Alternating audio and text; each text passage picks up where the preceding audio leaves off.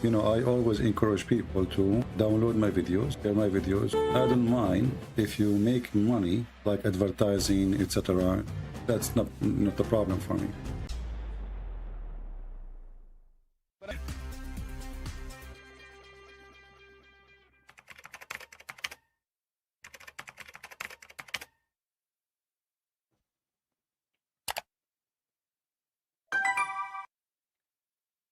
Mr. Prince.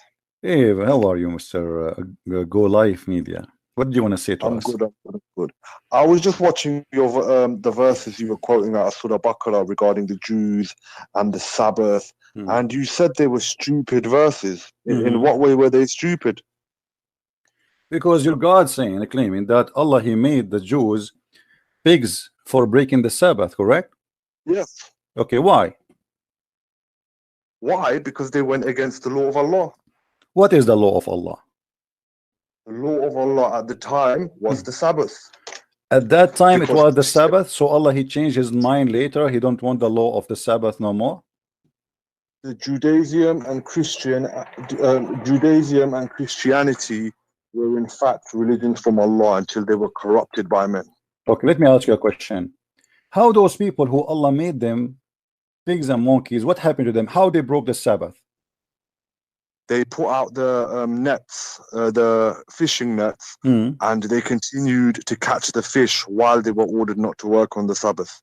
Okay, but is it true that Allah, He stopped the fish from coming all the week, but He made the fish come in Saturday only?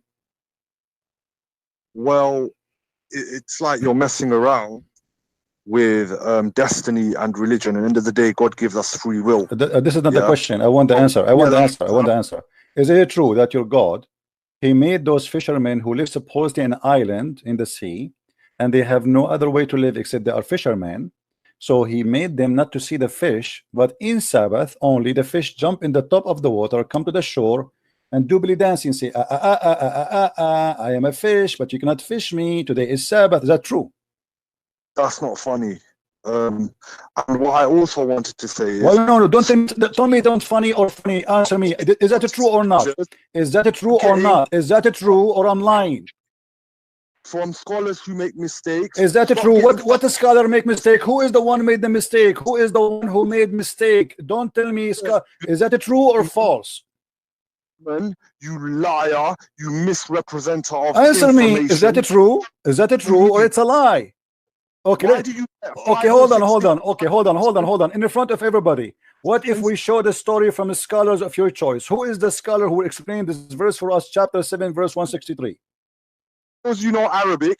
Don't tell me Arabic. I will show you in English. I will show you in English. What is scholar you like me to show you? Explain this story. Your fake game. You see, you don't want to choose a scholar because you know you are humiliated, and now you are going to get read. I made you read before, and I will make you read again today. You are the one who asked to call me, and you are desperate to call me. And look, a second after calling me, you have no idea what to say. What is the scholar you choose to explain for us a chapter 7, verse 163, please? What is the scholar your choice who will explain this verse for us? Say that again. Say that again. I mean, how many times I repeat the same question? Which scholar you like me to show you explaining this verse for you? Go ahead. What's your problem with the verse? I told you the problem is, as I was saying to you, isn't it true that Allah, He made the fish disappear all the week, and He made the fish only appear in Saturday? So those people, they are suffering. They cannot fish. They cannot find fish to feed their family. And now Allah, He bring all the fish in Saturday. Yes or no? It is a test from God. What kind of test is that, guys? Look at this. Look at this stupid test. So you agreeing that this is what the story is? So your God Allah, He made the fish disappear all the week, and except Saturday the fish come. But those people are hungry. They have to eat. So what test is that? You made them. You know when you say to them, you cannot work in Sabbath, and they are fishermen. And then you made the fish come only in Saturday. Who is the stupid in this story? Was you there? Does God not test his slaves with poverty? He's not testing them with the poverty. He is not testing them with the poverty. This is stupid, because when you say to them you can work 7 days a week, you see, you let them live. You let them live not normal life. You don't control the fish. You make the fish go away and only come back in Saturday, and now you are going to punish them, or they are hungry and they have family, they have children they want to feed. So how many weeks I can stay without feeding my children? Obvious from what you said, you don't even understand Christianity. Really? God, really? Really? Yes. So you are saying to me that Christianity teach us that God, he teach us not to go and do work in Saturday, but God, he forbid us from finding food all the week, and the food come only in Saturday. This is your own logic. This is your wisdom. No, this is your wisdom. This is the Quran in front of you. This is the Quran. This is your God. He forbid the Jews from working in Sabbath, and then he bring them, and they are fishermen, and they bring them the fish only in Sabbath, and then the fish start dancing in front of them, says, I'm here, you cannot fish me, you cannot fish me. Who is the stupid here? Just because you no. Just because you've got a scholarly opinion that says that doesn't necessarily mean scholarly opinion. So you did you say scholarly opinion? Did you say scholarly opinion? Okay, give me your scholarly opinion which is against that. In the shoes of someone 3,000-4,000 years ago, somewhere you will never Abdul, don't give me. You see this. You see why I hang up on you? Because you are a kid. When you call me, you have to prove me wrong. So now you agree that all the scholars agree this is the story. This is what happened, correct? You just say the scholarly opinion says that, but this is not the. But let me get you busted. This is not the scholarly opinion, you idiot. Only the verse in the front of you confirm that. Do you see the verse? Read the verse for me. You are a liar. Read the verse. Well, you read the verse. My English is not good. My English is not good. You read it for me. Go ahead. Just because you know Arabic, you pretend. I am not asking you to read in Arabic. I'm asking you to read your Muslim translation. Read the verse for us in English, please. Last time, when you said Satan got a penis in one leg and vagina in the one leg, you took an incorrect opinion from an incorrect scholar, and then you dance around and act like all Muslims think that. That was incorrect, by the way. Okay, but guys, listen to this. Incorrect opinion by incorrect scholar by incorrect Muslim, and he is the only correct one who do not know what he's talking about. Yeah, well, how is there consensus on that opinion? Is there ijma? Well, then explain to me. Yes, this is what Muslims agree upon, and now you confirm to me how Allah he says that children. Hold on, you know what? I wanna get your opinion. How shaitan have children in Islam?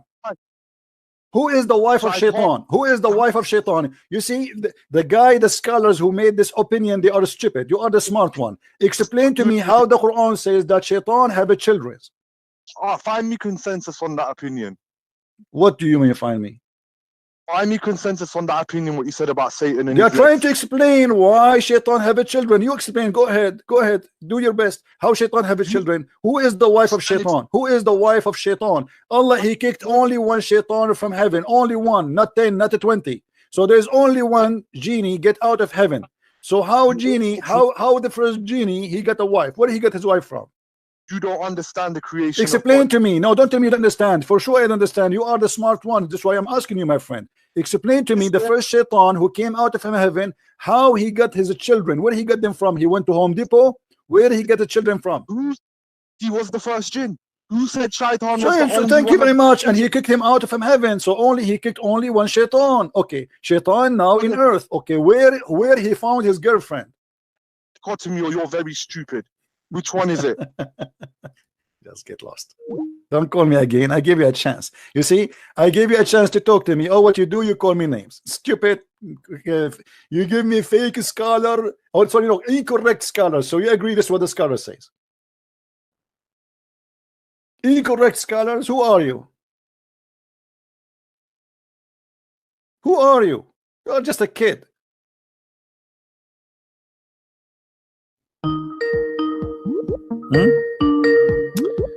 We have a Muslim is calling. Hello. Assalamu alaikum, CP. Wa alaikum assalam.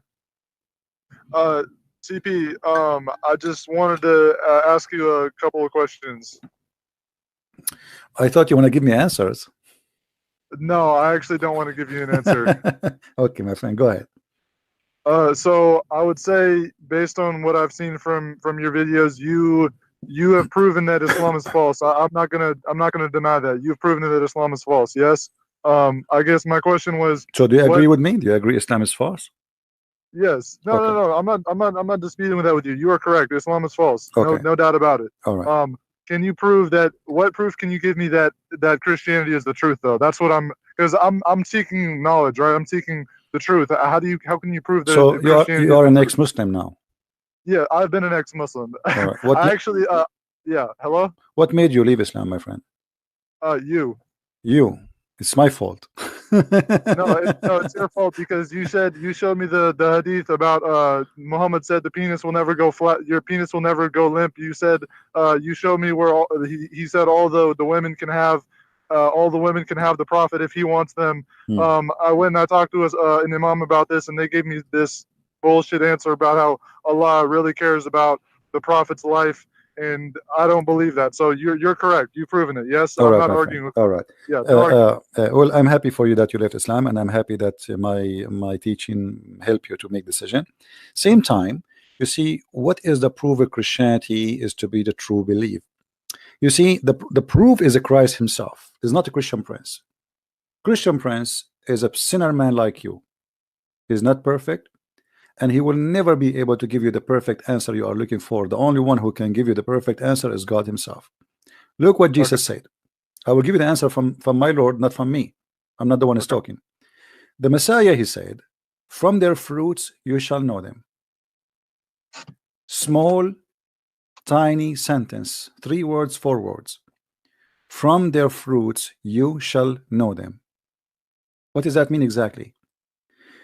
People, they can give you speeches about their religion, about their belief, about how amazing their God, but we have our Lord who is giving us a very clear scale.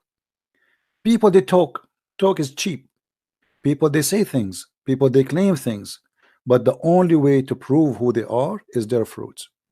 So in order to understand if Christianity is the true belief or not, let us see the fruit of Jesus, not the fruit of the Christians. Because as I said, me myself, I might be a thief, a killer, a drug dealer, an adulteress, whatever, you name it. I might be.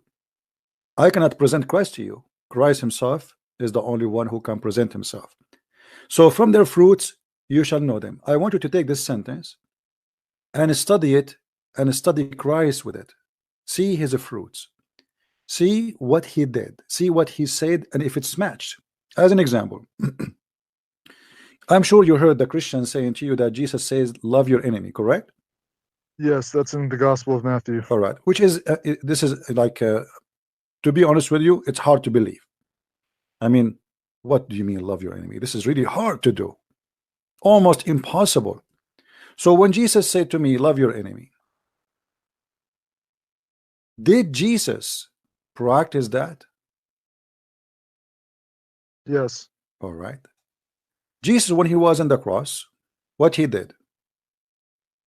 He said they don't know what they're doing. Forgive them. Forgive them, Father. They don't know what they are doing. So, and Jesus taught us what it's meant to be a liar. The liar is the one who says something and he do something else. The liar is someone who claims something but he do the opposite. Jesus, everything he said, it was consistent with what he said, everything he did. Even in the cross, the ones who they are killing him, he is worried about them and seeking their salvation. Here we notice that this is different style and different belief and different God. Not like the same as Muhammad, a God who says fight them, kill them, Allah punish them by your hands, revenge, cut their fingertips, cut their necks, blah blah blah, torture. Here you will see that there's a different spirit of love. In the same time, Jesus, he taught us that the one who denied the Father and the Son, he is an antichrist.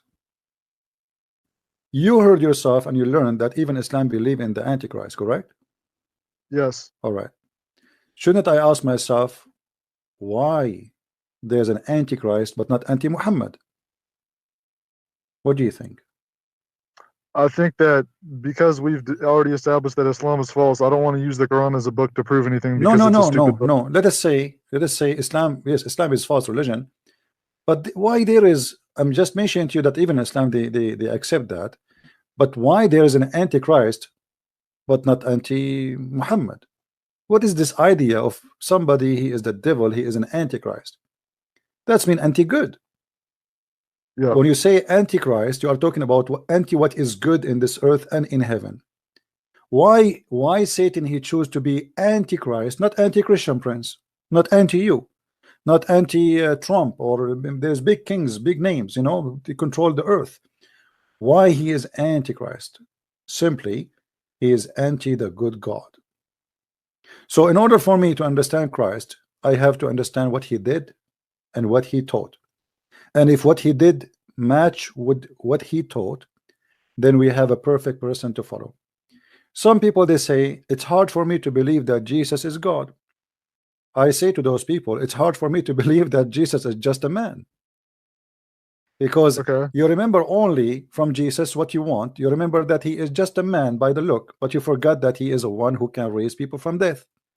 You forgot that he's a person who can heal the blind. He can make things nobody can do.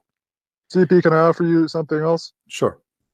So I've read the New Testament, and so I guess one concern that I have is that because you have 4 gospel writers, and they have different details sometimes of the same events. Like, for example, when what's a good one? Oh, so like in the Great Commission in Matthew 28 verse 19, when Jesus says, "Go therefore into the world, make disciples of all nations, baptizing them in the name of the Father, the Son, and the Holy Spirit." Yes, he says that in Matthew, but then if you look at the same statement in one of the other Gospels, it'll say, "Go therefore into the world," and it doesn't say like because if you believe the 28:19 in Matthew, you have to say that the Trinity is in the Bible, and that's proof. But the thing is, if you look at the one that's in Luke or in Mark, then the statement doesn't say that. So how do we know which one is the one that Jesus said?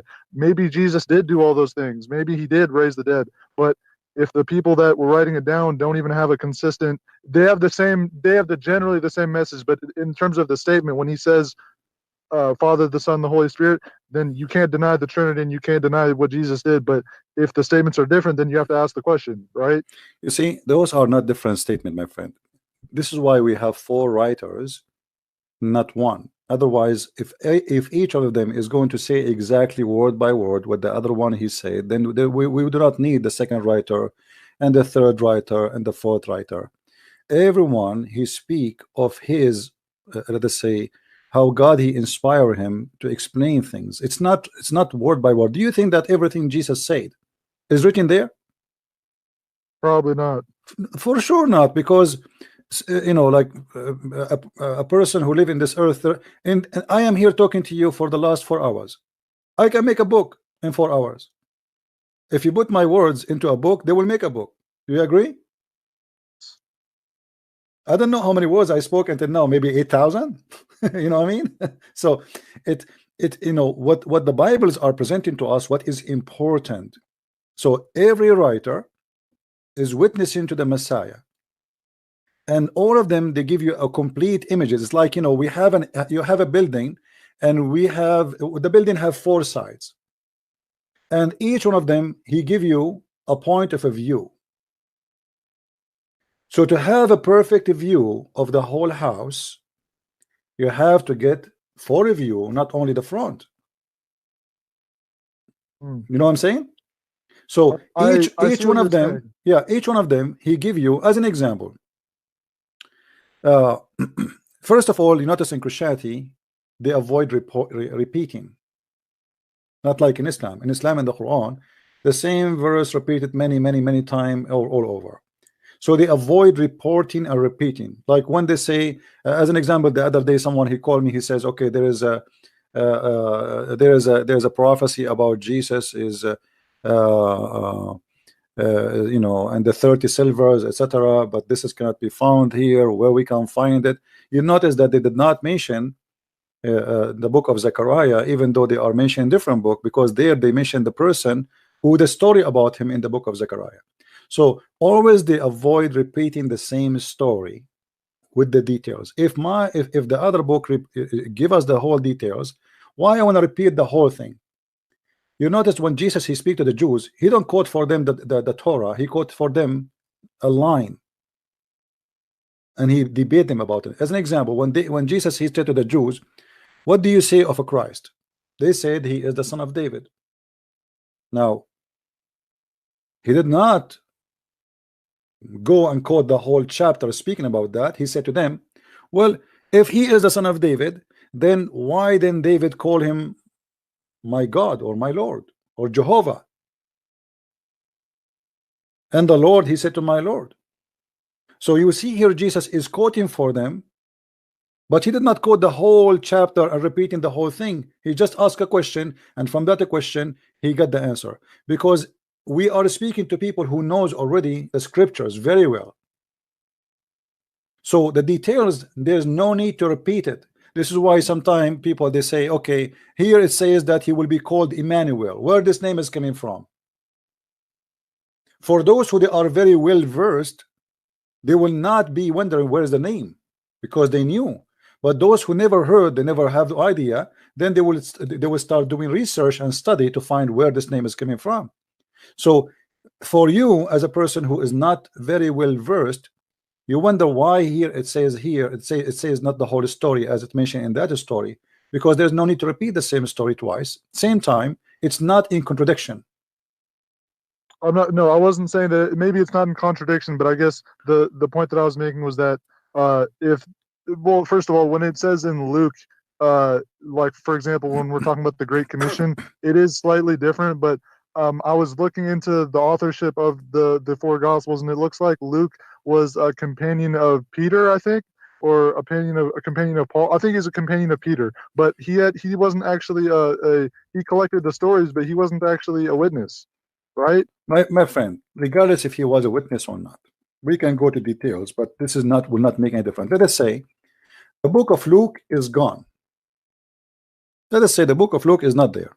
That will not change anything, because still the other Bibles are consistent, speaking about Jesus' crucifixion, what he taught, what he teach, what he said, what he did, and every one of them he present to us the story from his point of view by the inspiration of God.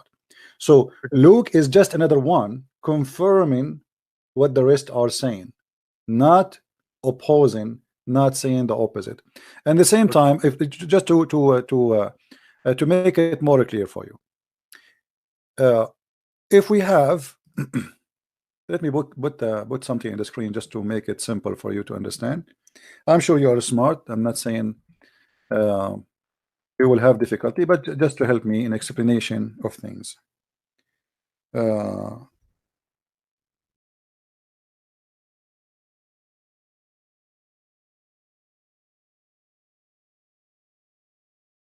right, I will put this picture in the screen, and I hope you will understand what I'm trying to say to you. Do you see the picture on the screen now? I'm actually not on my laptop today to watch your show. I'm on my phone. Oh, I'm about to work. Anyway, I put a picture of a farm, you know, and in the farm there's many objects. There's a house, there is a stable, there is many things for farmers. But if you ask four people to describe for you this picture, you will find everyone start describing from different corner, maybe, or he described the same picture but in different words. Is that correct? Yes. You will not even find them, even though they are describing the same picture, the same exact picture. You will not find them describe it exactly like each other, because everyone he sees something, the other one he don't see. Okay. And that because everyone, God, he gave him a gift. As an example, some of us, they are very great in details, and I think we have to agree in that, right? Yes. Some of us, we don't notice the details, we notice the big stuff. So some of us will notice, okay, here there's a big house, here there's a stable, I see where the etc. Here I see maybe here they make wine, here they store their goods. But there is someone, he might notice that here there is little tiny thing which is to water the horses, to give water to the horses. and the rest they did not notice it. So from the God wisdom is that we have more than one writer, so we will not miss Okay. what God is trying to say to us. Because remember, God is speaking to us in our language. The Messiah, he spoke using parables. You know what does that mean, right? So yes, he tells a story. Why he is telling a story? Because we as a human, we are not really the genius we claim to be. Stories help us to understand what he wants to say, but it's not the purpose. Correct? Yes. The story is not the target. The target is to explain to you. So he always talked to them in parables so they might understand.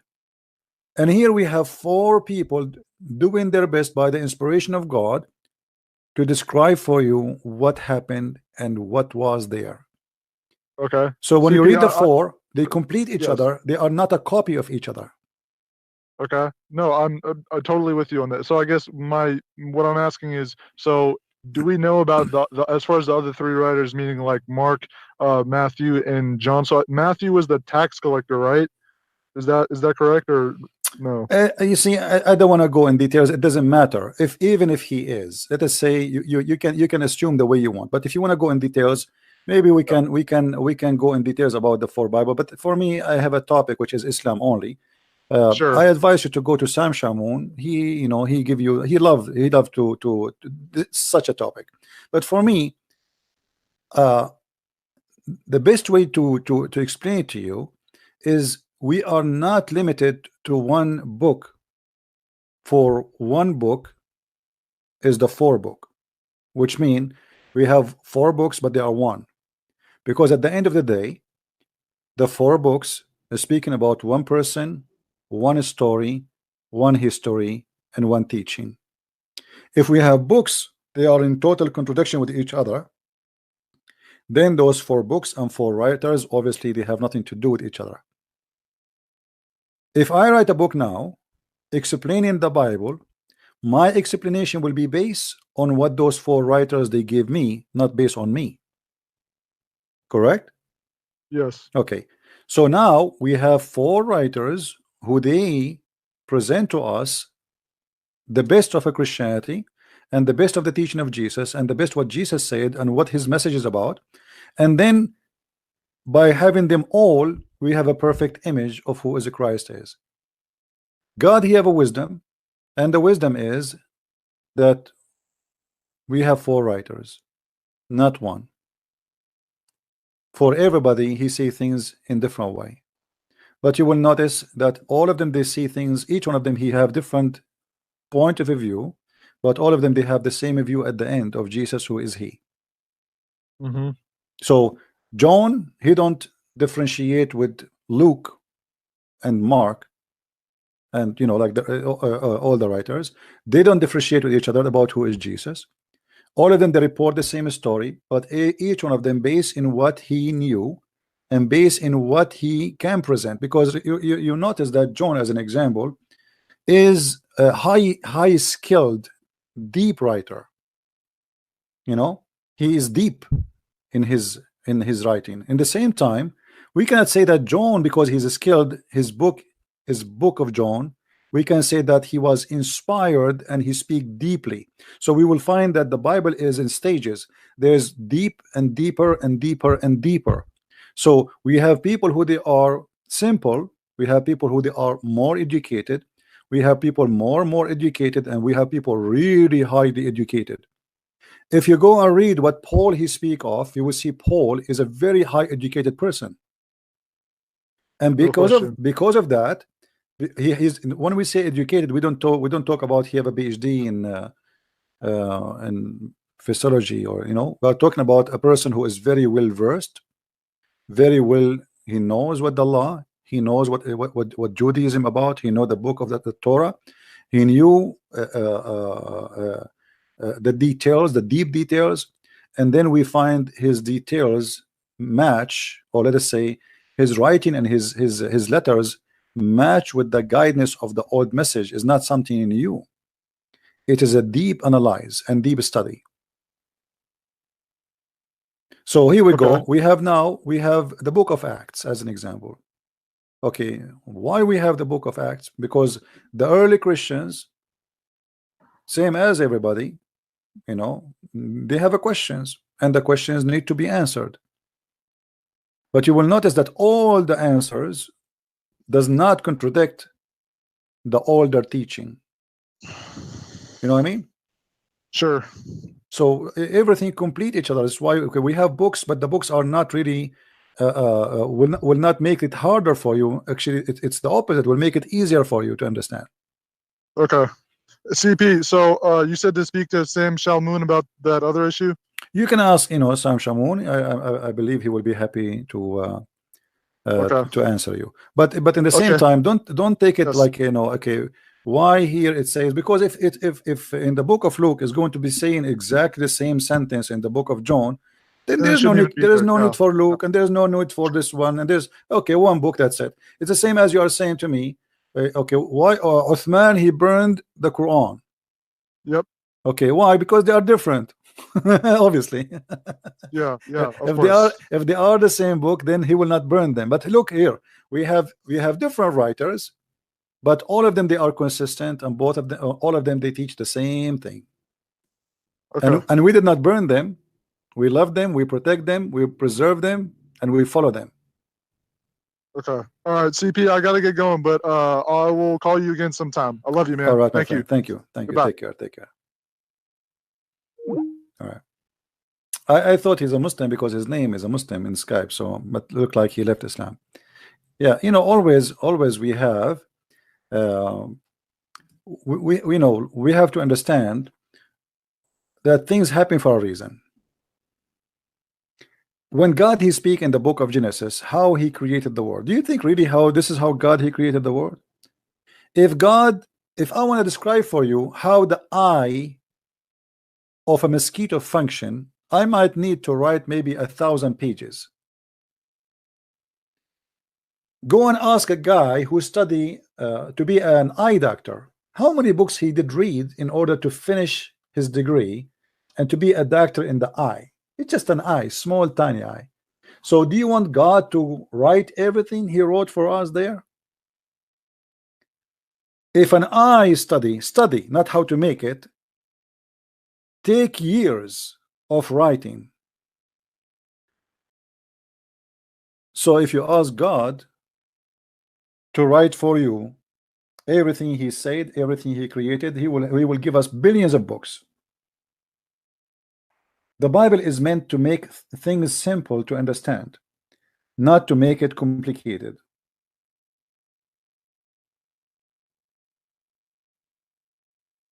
All right?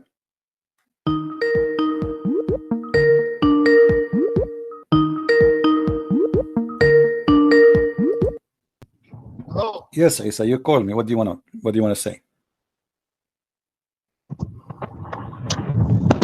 Hello.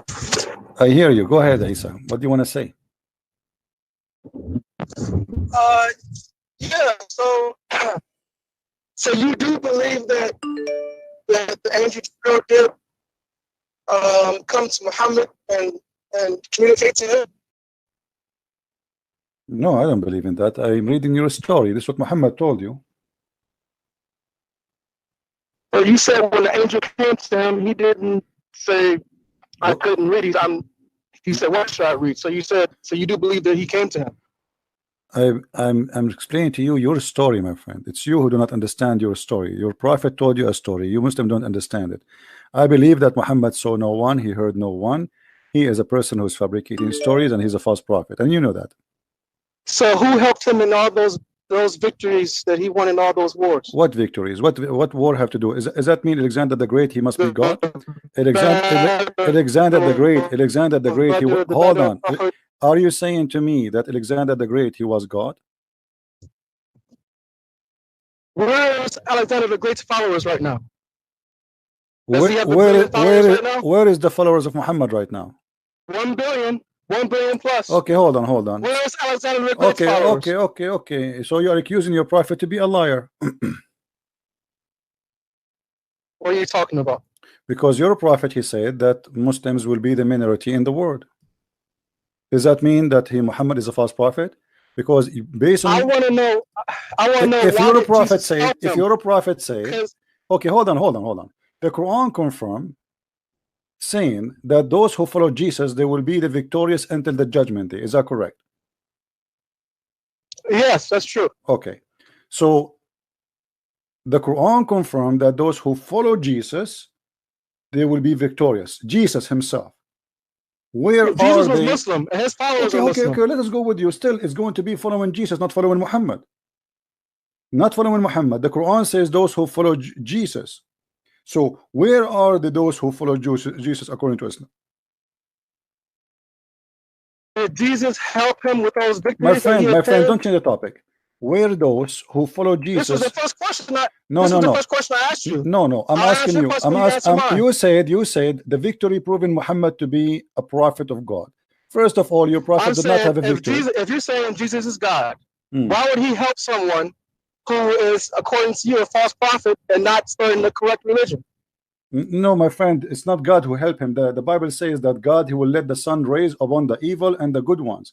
So and Jesus, he said, time will come and people will be killing you thinking they are doing favor to God, which means you will be able to kill me, but does not make you victorious. So you kill me, but that will make you a loser and I will be victorious. So why didn't Jesus send a prophet to I kill you. That will make me a loser and that will make you not a victorious. So you know, obviously, okay, hold on. Obviously, you as a Muslims, you have a wrong understanding who is victorious. You think victorious is the one who kill, not the one who is peaceful.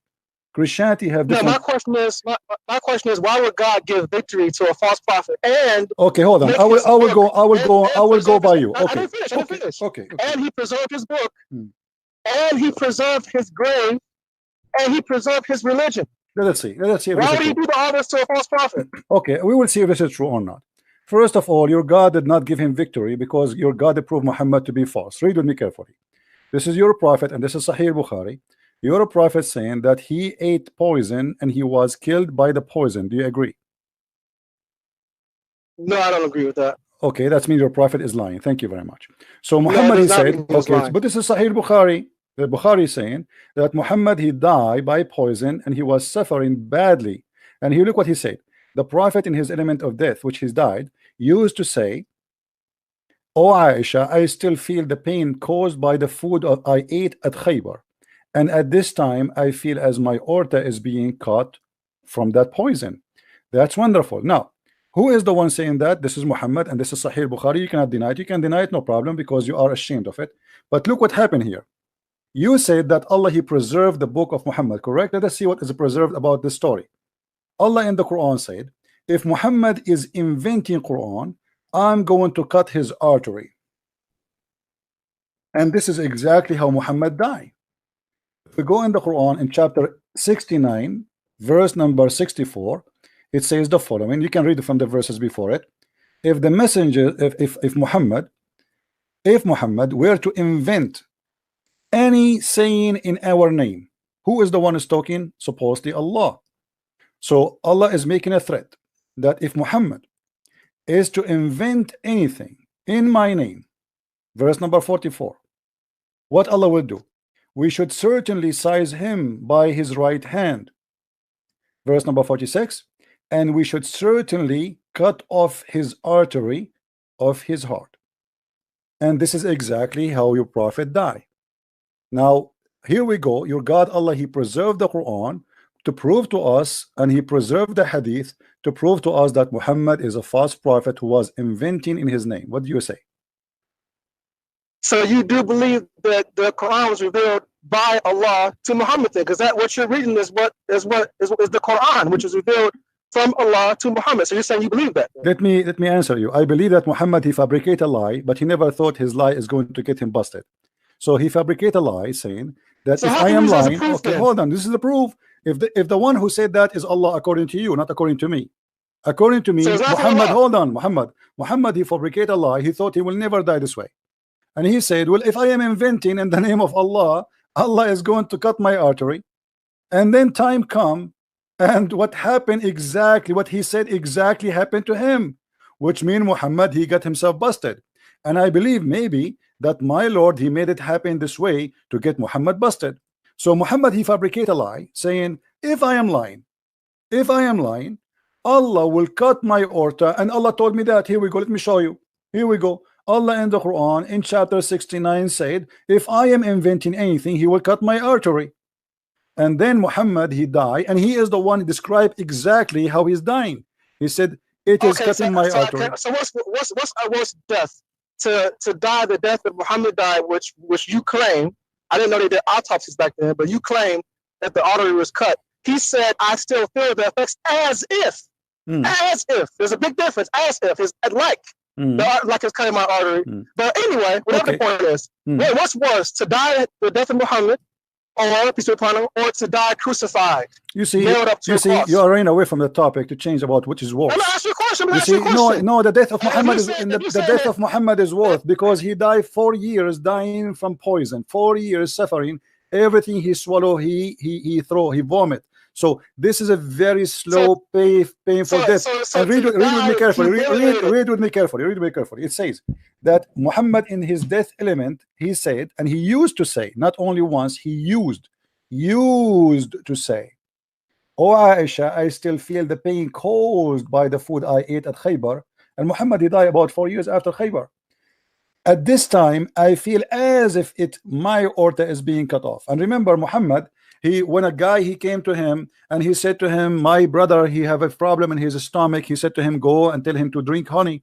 The guy, he came second time, still he's sick. Third time, fourth time. So Muhammad, he screamed at him. He said, your prophet's stomach is lying, and Allah told the truth. So when Muhammad, he described even the sickness of someone he did not even meet, he claimed that Allah told him that. How about he himself speaking about his sickness and why he died? So you think that Muhammad was telling the truth about what was hurting the guy who he did not even see, and he claimed that Allah is the one who told him what is his problem, but Allah did not tell him the problem of himself? Okay, first of all, Muhammad died after the verse came, where Allah said that today I have completed your religion for you and perfected it, and have chosen Islam as a religion for you. So his mission was complete. He had totally conquered all of Arabia and brought everyone to worship one God.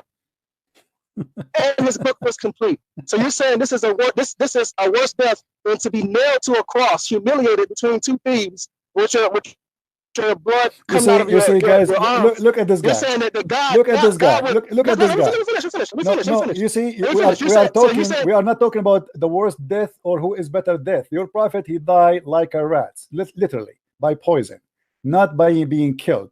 Secondly, hold on. Secondly, we are talking what is the proof that Muhammad is a prophet. You said he was victorious. Obviously, he was not victorious. Because Muhammad, he claimed Jesus, he told them before they capture him that you will deny me, you will betray me, you will do this. He knew everything. So and he said, nobody can take myself from me. I lay myself down. So this is not a victory for the enemy. Jesus himself, he lay himself down. So you have a very false understanding of Christianity, and you have a false argument about your prophet, because you are the one who claimed that the victory of Muhammad, because his Quran is preserved, and this is false. And we can show you right now how the goat ate the Quran. Umar ibn Khattab, he said that the Quran is 1,025,000 letter, and what we have now left of the Quran is not even 25% of the Quran. The Muslim scholar, they say that the chapter of Al-Ahzab used to be equal to the chapter of Al-Baqarah. And now we have more than 110 verses of the chapter of Al-Ahzab is gone. So when you say to me his religion is preserved, his book is preserved, this is stupid. This is a big fat lie. You cannot prove it. Can you prove it? Okay, I can prove it, because is the Bible, is the gospel that was given to Jesus, is it in the original language right now? What? Is the book that was given to Jesus in the language that he spoke? Which language? What is that language? What do you mean? What is the language of Jesus? Okay, let me simplify for it. Did Jesus speak English? Oh, this is a translation. Did Muhammad speak English? Okay, it's translation, but where is the original at? The original, we have Aramaic, we have a Greek, we have Hebrew. Where is it? They all exist. Go and read them. But don't be stupid. Don't be stupid with me. Now let me ask you a question. What is the language? What is the language Jesus spoke according to Islam? Aramaic. Aramaic. So why his book is called Injil? The whole point of it is, don't change the topic. You see, I'm getting you busted more and more. You are digging. Now listen. Why your God named the book of Jesus Injil when this is a Greek word?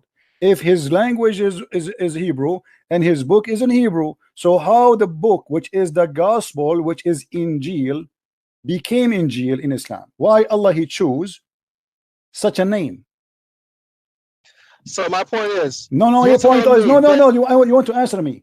If Jesus he spoke Hebrew, how Allah he called the name of the book of Jesus Injil, which is a Greek word? Okay, first of all, in the Quran, it does not specify what language that Jesus spoke.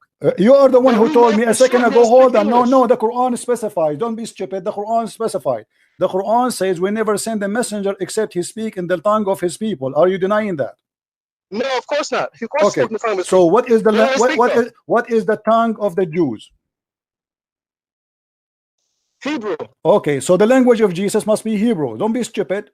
Here we go. Fine, Hebrew. So why the language, which is why the Bible of Jesus in the Quran, it's named as Injil, which is a Greek word? The whole point of it is we did not speak English. Where is the English What? Bible? What are you talking about? Why? I'm asking you. Your God. He named him. Your God named the book. My point who is the one who chose the word? Shut up. Answer me. Don't play games. You can't play games with me. Why the name of Jesus called Injil when Jesus he spoke Hebrew? Go to the Tafsir, you'll find out. You do tafsir. You are the ones. You see, you are getting busted. You agreed with me that Allah he never sent a messenger unless he speak the tongue of his people, and we show you the verse in the Quran. And now we are asking you. You are the one who mentioned the language of Jesus. You said to me, why the Bible in English now? Which is very silly, like you're talking like a kid. And now we ask you the same question: why the Quran is in English? So now why is that a translation? Is that a false translation? Are you saying to me? Are you saying to me that Allah? You are just a kid. You are just want to shout. Are you going to talk or you want to shout? I'm asking you. I want a serious answer. Don't tell me so. Go and see the tafsir. Why Allah he chose the word Injil, which is a Greek word for the name of the book of Jesus, if he is a Hebrew, spoke Hebrew? Go ahead. I don't know why it's called Injil. I don't know what language Injil is. I don't know why that was chosen. Okay, let your dad call me. Let the man of the house call me. Don't tell me go and read tafsir.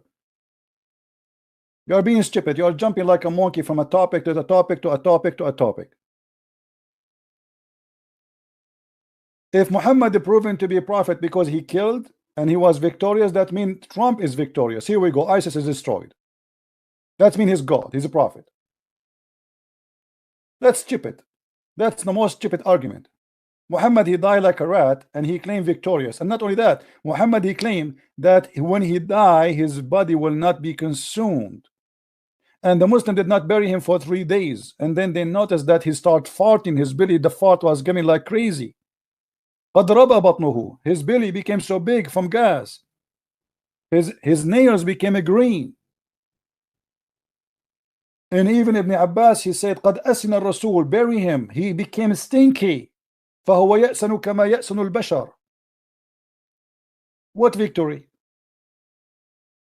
Forcing people to convert to your religion, this is not victory, my friend. The same day Muhammad he died, the same day tens of thousands of Arab left Islam. Go and read the word, the history is called the War of Apostate. The same day Muhammad died. They just heard the news. What victory? Victory of a sword? You lost your sword. Your sword is not with you.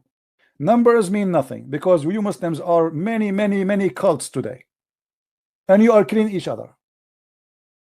You call yourself Muslim. Like the funny about Muslims, you say to them, is the Shia Muslim? They say no. So why you count them? Why you count the Shia when you count the number of Muslims? Why you count the Ahmadiyya? Why you count the Duruz? Why you count the Batiniya? Why you count? They count every funny stupid cult. Even they count the cult of what is called the Louis Farrakhan. They count, but you ask them about details. Suddenly, those are not Muslims, and those are not Muslims, and those are not Muslims, and those are not Muslims, and those are not Muslims. So who's Muslim? Nobody. Even the Muslim, even ISIS, they accuse Al-Qaeda not to be Muslims. And Al-Qaeda accuse ISIS not to be Muslims. When we ask the Muslims about ISIS, they say they are not Muslims. So who's the Muslims? Nobody. Look at us right now. After 1400 years, who can speak good about Muhammad? The child molester, killer, criminal, thief, rapist. He ordered Muslim women to give themselves to sleep with them. What victory is that? The victorious is the one who make people love him. Can you hate Jesus? You cannot. They expose the lies of Muhammad and learn how to be tough on this cult. And tough mean to be bold, to say it as it is, not as they want, not politically correct. Being politically correct is an illness, is a weakness. Is somebody, he's hiding something. He's been forced to say something. So if you are a Christian, say things as it is.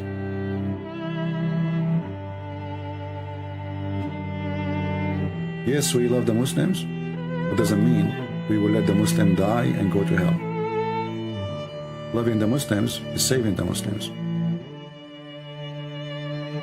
Is not the opposite. So when somebody he says to you,